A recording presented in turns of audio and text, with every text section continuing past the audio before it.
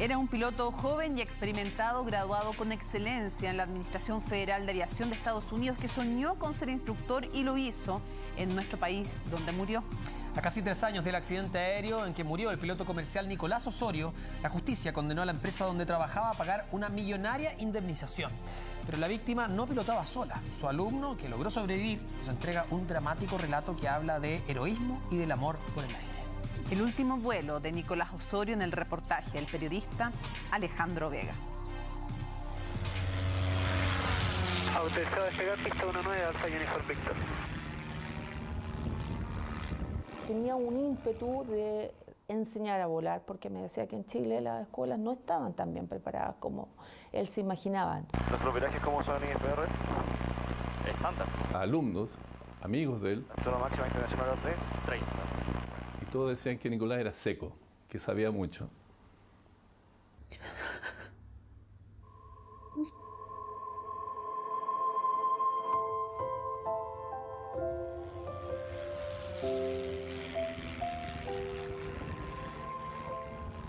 Alfa Uniform Victor, ¿tiene algún inconveniente? Falla motor. Alfa Uniform Victor con falla motor. Oh, cresta, con... ¡Oh, madre! ¡No! ¡No!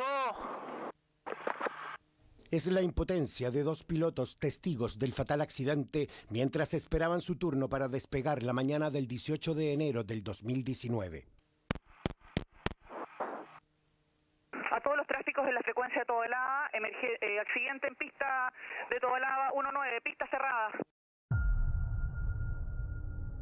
Segundos antes, en la cabina del avión que caería frente a sus ojos, otro instructor y piloto comercial, Nicolás Osorio La Rosa, tomaba el mando de la aeronave cuando se enfrentaba a una emergencia junto al piloto alumno Cristóbal Arriagada. El instructor no dudó en regresar a la pista del aeródromo Tobalaba para evitar una tragedia mayor que ponía en riesgo a la población. Ambos resultaron quemados, pero Cristóbal sobrevivió para contarlo. Efectivamente no había donde aterrizar adelante, no se podía. Si continuamos hacia adelante íbamos a terminar estrellándonos contra una casa, contra algún auto. Y también la fortuna, en mi caso, no tanto en el caso de Nicolás, que sobrevivimos al impacto inicial y el incendio inicial, en parte porque el lugar donde nos estrellamos estaba al lado del hangar de los carabineros, o PDI, no sé quién fue. Yo estaba a unos 80 metros de distancia, frente a donde el avión cae. La verdad las cosas es que había una bola de fuego impresionante. Donde está ese joven comienza a correr Víctor Alarcón con un extintor en la mano, que es nuestro mecánico. Comenzó a apagar prácticamente los cuerpos de ellos, las ropas de ellos. Traté de soltarle el cinturón y me dijo que no, que me fuera. Así que, bueno, con el futuro dolor de mi alma le hice caso y lo dejé y traté de salir. Antes de conocer en detalle los dramáticos momentos que vivieron tras el impacto e incendio en la cabina, sobrevolaremos una seguidilla de fallas. Siniestros de la aeronave, falta de fiscalización de la Dirección General de Aeronáutica Civil de GAC y la vulneración de derechos laborales por parte de la empresa Aeromet, al desconocer su relación de empleador-empleado con Nicolás Osorio como piloto-instructor, a pesar de la bitácora de vuelos de la víctima que demostraba lo contrario. Claro, pues yo pienso que se quemó en el avión. Y mi hijo afortunadamente ese día no sé si lo dejó o se le quedó, porque es obligación del piloto andar con su bitácora y registrar sus vuelos. O sea, él volaba todo el día. Y aquí dice incluso el nombre del alumno. Es una vergüenza, realmente es una vergüenza decir... O sea, Nicolás no trabajaba, o sea, incluso... trabajaba y no trabajaba en horario porque trabajaba en otra parte, no era, o sea, todo el tiempo desconociendo el vínculo laboral cuando Nicolás ni siquiera tenía horas para almorzar. Ambos heridos fueron evacuados a distintos centros asistenciales. El instructor recibió atención de urgencia en la clínica Las Condes. Ni siquiera la empresa se acercó a decir, no, necesitan algo para costear estos gastos, digamos, nada. Si hubiera tenido un contrato de trabajo, Nicolás hubiera quedado cubierto por la ley 1744. No lo tenía. Y es una práctica normal de muchas escuelas. La etapa más terrible de mi vida fue haberme encontrado con mi hijo absolutamente carbonizado, con olor a benzina. Tenía su cabeza 2 veces el tamaño de su cabeza normal, está sin pelo, sin ceja. No me preguntes de dónde saqué fuerza, porque empecé con el interrogatorio con los médicos, rápidamente, si tenía daño neurológico. No hay lesiones encefálicas, quemaduras, lo que le ponen en riesgo vital, con una mortalidad inicial todavía sin tener mayores antecedentes de por lo menos un 50%. Copié, pero no son de seguridad esto.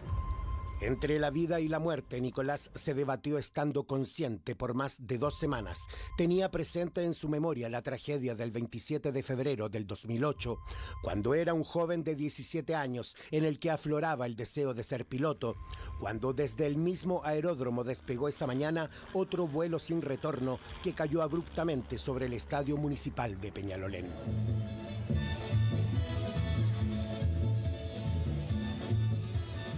La actividad de yoga y gimnasia aeróbica convocó en la cancha a decenas de mujeres, niños, jóvenes y adultos. Y ahí estaban bailando señoras jóvenes, otras no tan jóvenes.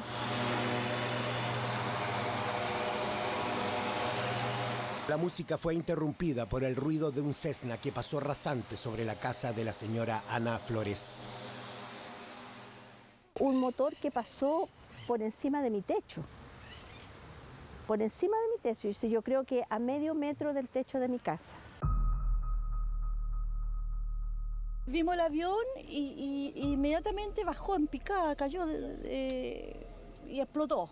Y lo único que hicimos nosotros arrancar, porque eran las llamas hasta arriba, y arrancamos y después, bueno, fue horrible todo. Corriendo varias mujeres de la cintura para abajo con fuego, corriendo. Y bueno, y después el escenario más trágico que fue que había una mujer con la pierna mutilada, una pierna como a 1 metro de distancia del cuerpo. 13 personas murieron en esta tragedia, entre ellas los 6 tripulantes de la avioneta de instrucción del Club Aéreo de Carabineros, los 2 pilotos y sus 4 alumnos. Este accidente convocó a una comisión técnica integrada por autoridades de gobierno y uniformadas que, entre otras medidas adoptadas para mejorar la seguridad, prohibieron las actividades de instrucción básica de vuelo para todas las empresas comerciales.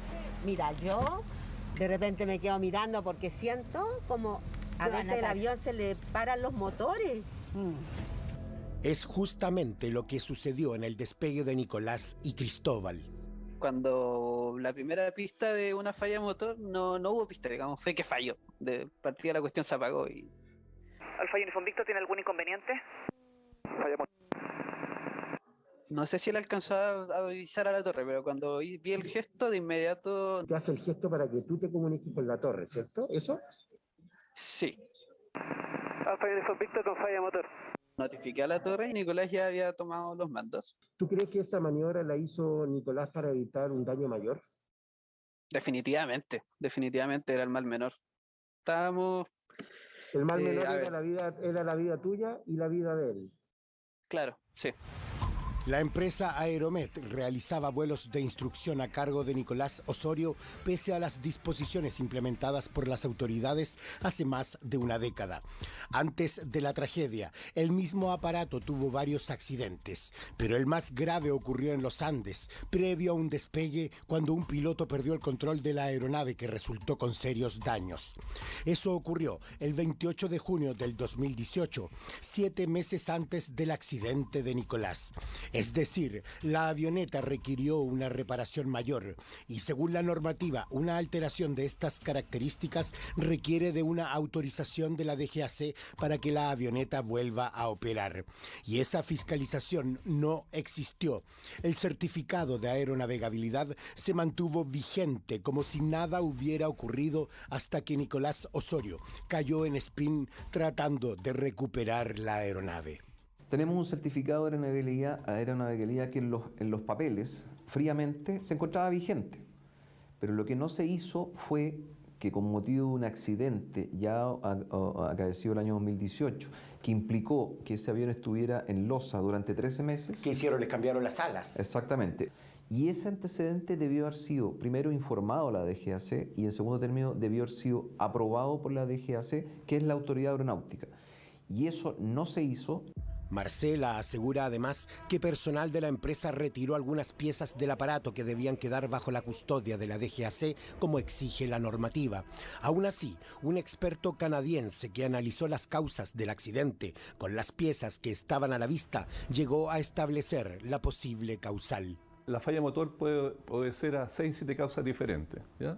Y entre una de esas está todo el tema de la línea de combustible, que lo detectó el perito externo. Y eso puede ser una causa en la potencia de las bombas de combustible, que no le llegue el combustible necesario al motor y provoca una falla en vuelo. Y la DGAC no siguió esa línea investigativa, la cerró. No sé por qué la cerró. Lo que recuerdo es ver la velocidad, ver la pista y ver lo cerca que estábamos del suelo, ver que no teníamos altura, no teníamos energía para llegar. Y pensé, ya, esto no va a terminar bien. Mi primera reacción fue asegurarme de que mis rodillas no interfirieran con la palanca de mando, porque yo sabía que Nicolás lo iba a tratar de salvar sí o sí. Y nada, pues me agarré del panel y aguantar el impacto nomás.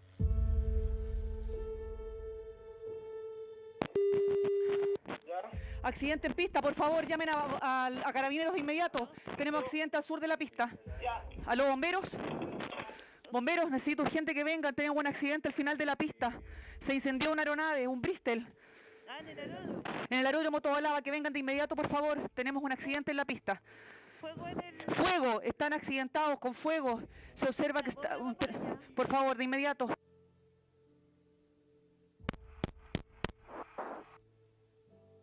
El avión entró en spin con el ala derecha hacia abajo. Y él estaba en el asiento derecho y yo estaba en el asiento izquierdo.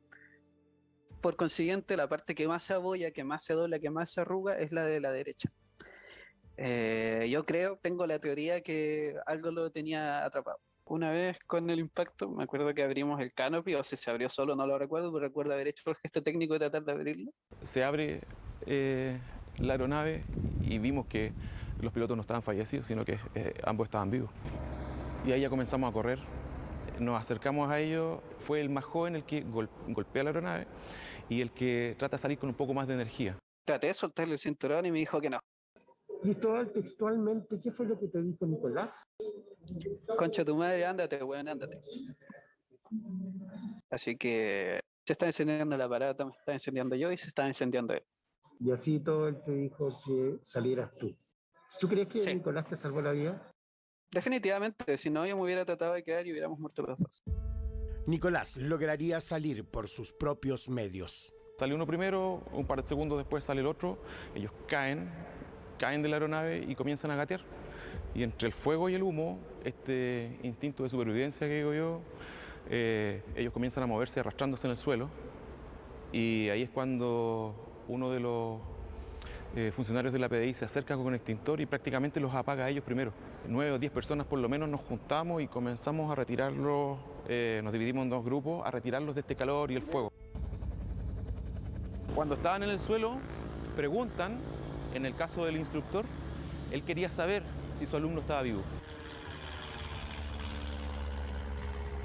Y el alumno, lo primero que pregunta, querían saber si su instructor estaba vivo. Tras ser evacuado a la clínica Las Condes, Nicolás fue derivado a la clínica Indisa, donde permanecería unas 2 semanas sufriendo lo indecible, antes de ser sedado 4 días previos a la muerte, que probablemente pasó a ser su mayor deseo. Cuando yo lo vi en la clínica Indisa, consciente, y yo le decía, Nico, no cualquiera sobrevive a un accidente aéreo. Y me levantaba los brazos y me hacía así porque estaba vendado completo como una momia y seguía entubado. Y me giraba la cabeza, me hacía que no, y lloraba, me caían lágrimas, que fue muy duro eso, aguantarse, de ser fuerte, como él me decía, y aguantarte lo que tú sientes al ver a tu hijo en esas condiciones, con el pie, con los fierros atravesados. Él le tenía pánico a la aguja, le tenía pánico a todo lo que era hospital.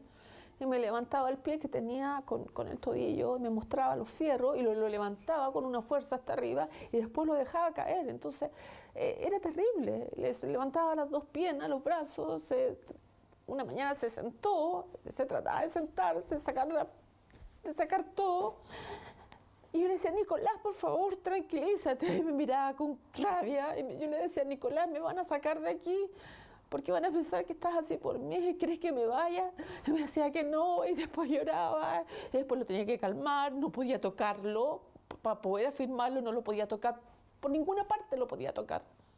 ¿Sabes dónde lo podía tocar? Atrás, atrás. Aquí era la única parte, un pedacito que tenía para tocarlo. Y yo ahí lo podía besar. Y el dedo gordo del pie izquierdo. Era todo lo que yo podía tocar de mi hijo.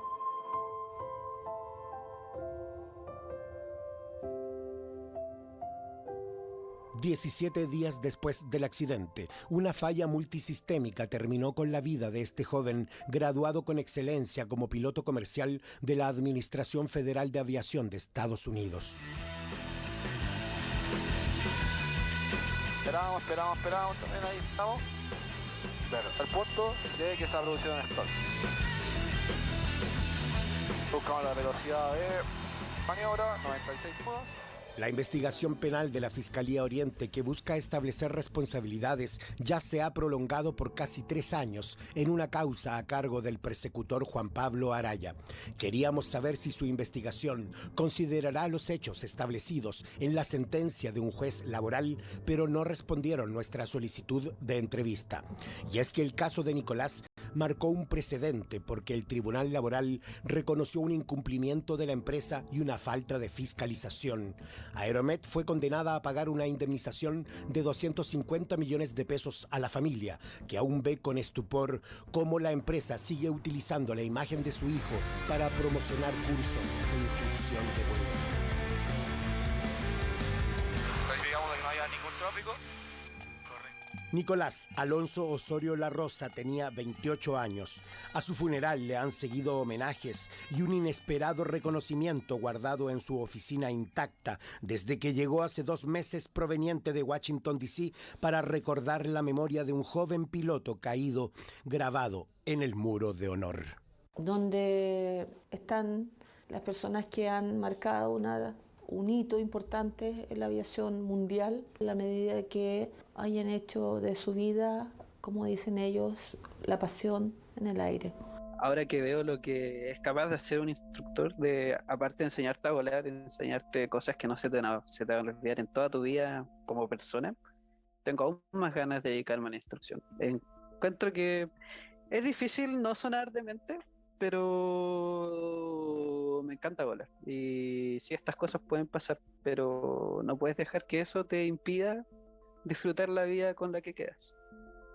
Nos llena de orgullo, pero también de pena, porque me gustaría tener mi héroe en casa.